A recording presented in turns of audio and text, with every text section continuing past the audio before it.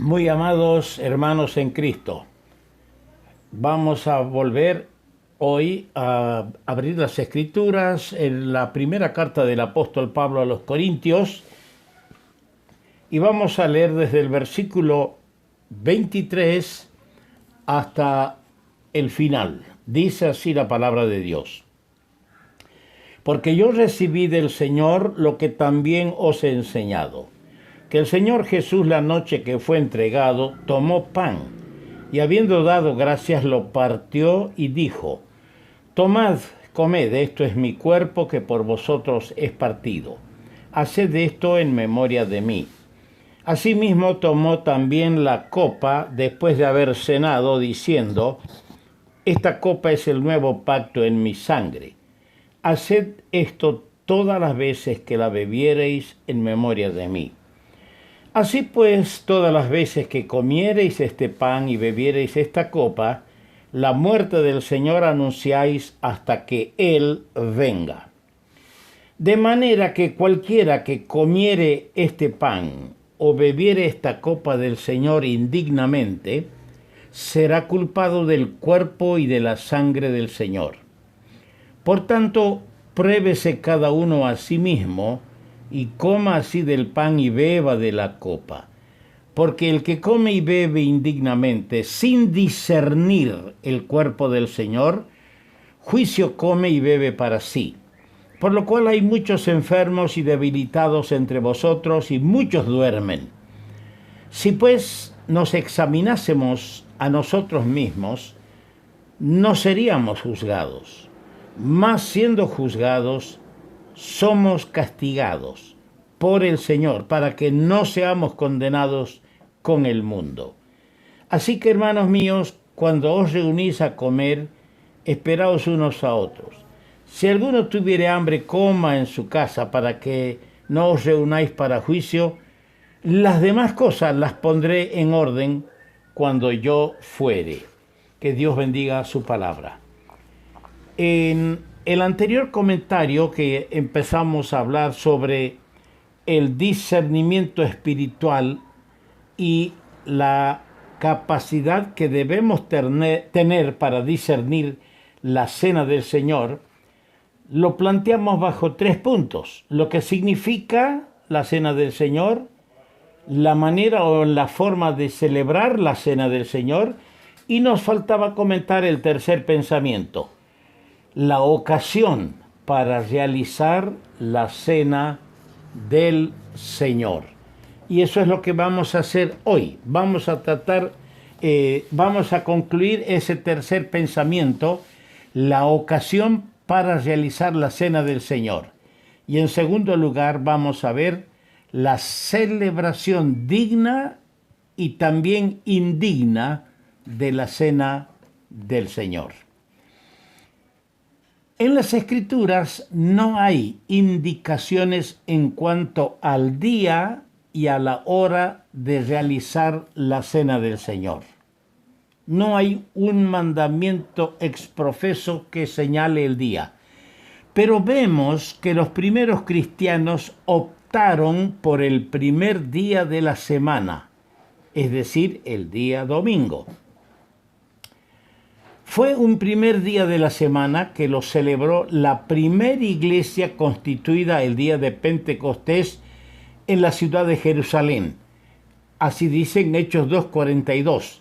Y para entender que era el primer día de la semana, tenemos que leer Levíticos, el capítulo 23, versículos 15-16.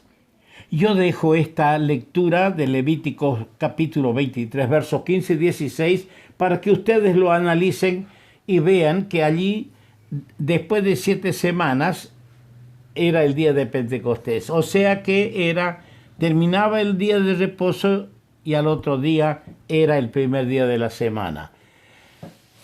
También la iglesia en Troas partía el pan, es decir, celebraba la cena del Señor el día domingo. Así dice en Hechos capítulo 20, versículo 7. ¿Por qué sería esto?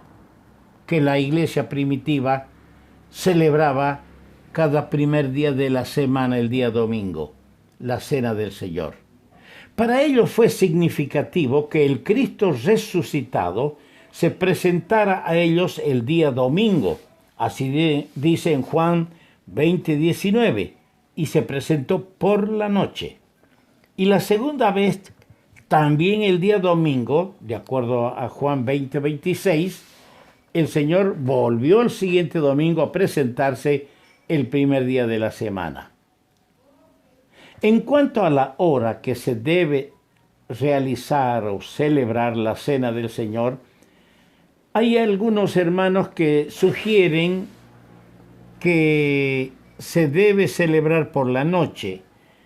Esto en consideración que el Señor la instituyó de noche, que los de Troas lo celebraron de noche, se debe celebrar de noche, pero no hay un mandamiento exprofeso. No se olvide que el Señor estaba celebrando la Pascua judía, que se lo hace de noche, y aprovechó la ocasión para inmediatamente después de comer la Pascua judía, instituir una nueva celebración, la celebración del nuevo pacto, la que da introducción a su gracia, a la gracia de Dios, que no pone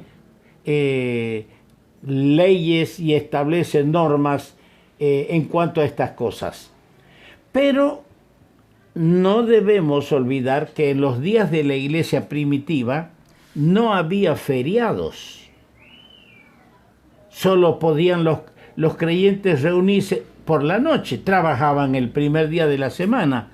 Pasaron años para que se constituyan en los gobiernos de las naciones del mundo, declarar feriado al día primero de la semana y declararlo día no laborable.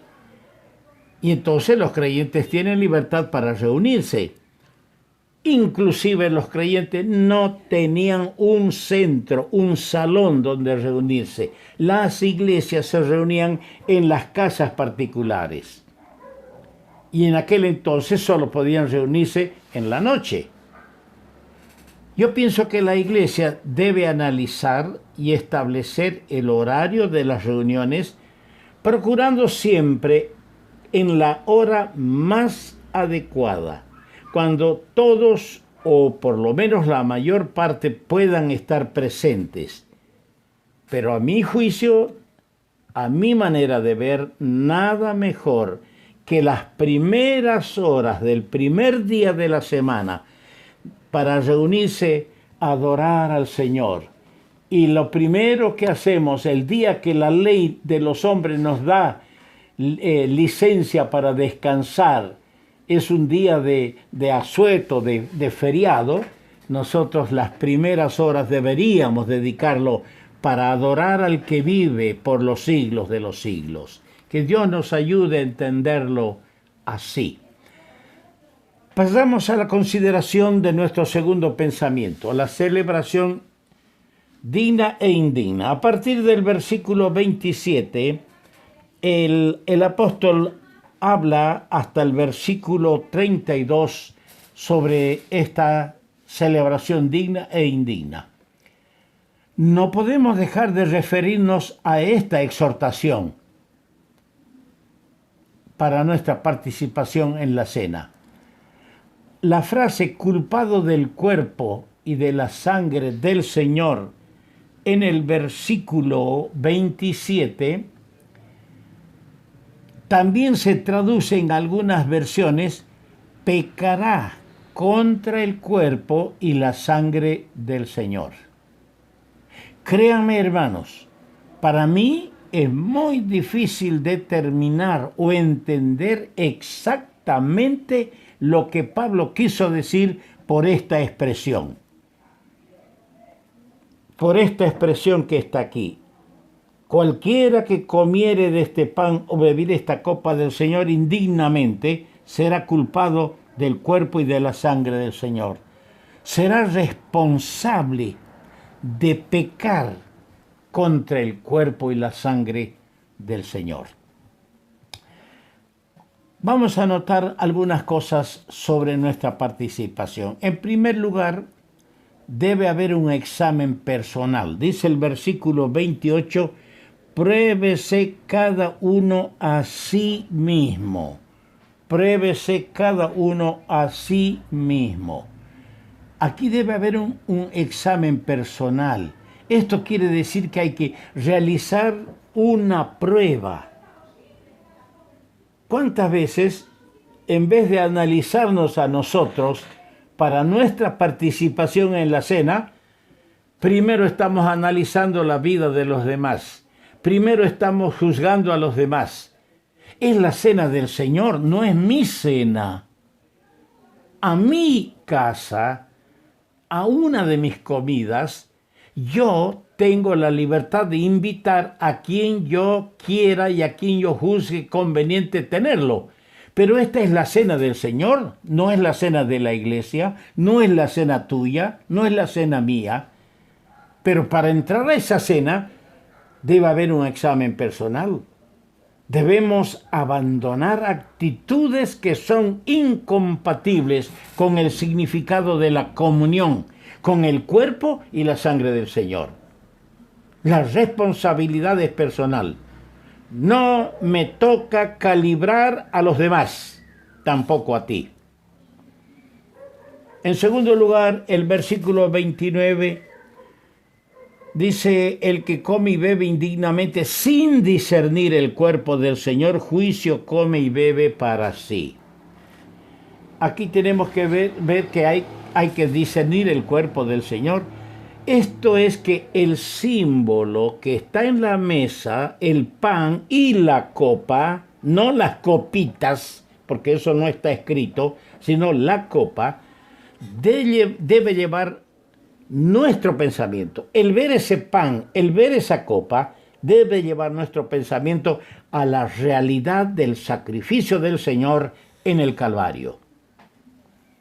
En el versículo 30, por lo cual hay muchos enfermos y debilitados entre vosotros y muchos duermen. Aquí tenemos las consecuencias de comer y beber indignamente. Participar de la cena por participar, divorciado, separado de la comunión espiritual, se constituye en una ofensa en contra del cuerpo y de la sangre del Señor. Por ello, resulta natural el juicio contra el que así lo hace. Dios se encarga que el creyente transgresor recoja en su cuerpo el fruto de su desvío. El Señor no me autoriza. El Señor no nos autoriza a decir, este o aquel hermano sufre tal enfermedad porque ha pecado en este o en el otro asunto. Porque se nota que más de uno tiene sospecha de que alguien no está bien espiritualmente, inmediatamente se enferma esa persona y ya lo apuntamos para decir, esa enfermedad es porque está en pecado. No, el juicio viene de Dios, querido hermano. Y no nos toca a nosotros enjuiciar. A mí me toca examinarme a mí mismo para no ser juzgado. Sin duda, las enfermedades se multiplicaban en la familia de la fe en Corinto. Y algunos dormían, es decir, habían muerto. El materialismo, la gula que se ve allí en la exhortación del apóstol Pablo, la gula, el ser comilones, la falta de visión y discernimiento, traían estos males en el cuerpo, enfermedades, y el Señor los retiraba de la escena de este mundo. La frase que se ve acá en el versículo 32, más siendo juzgados somos castigados, debe leerse somos disciplinados. Somos disciplinados. esta es una disciplina que no interviene en la iglesia. Es un grado de disciplina directo entre Dios y su hijo o su hija, que caprichosamente, pese a las amonestaciones y exhortaciones a través de la enseñanza y del ministerio que recibe o de lo que lee en la palabra, permanece en algo que está en desacuerdo a una conciencia limpia, entonces el Señor prefiere retirarlo. Él, en su sabiduría infinita, dispone su retiro, a veces enfermedad tras enfermedad, para que reconozca que lo que está haciendo no está bien. Y ese lenguaje solo lo entiende el juzgado, el disciplinado, porque sabe que está viniendo de parte de Dios y sabe por qué Dios lo está haciendo. Si examinamos nuestra vida a la luz de la palabra, juzgando nosotros mismos lo que en nosotros no está de acuerdo con la voluntad del Señor, entonces haciendo un autojuicio de nosotros va a hacer que sea innecesario el juicio por parte de Dios. Y cada vez que participemos de la cena será algo grandioso para nuestro corazón, porque no habrá impedimento para participar y habrá un discernimiento del cuerpo y de la sangre del Señor. Como dije, la frase somos castigados significa somos disciplinados. Las enfermedades sufridas debían considerarse como medios que Dios utiliza para enderezar la vida y el testimonio de los suyos.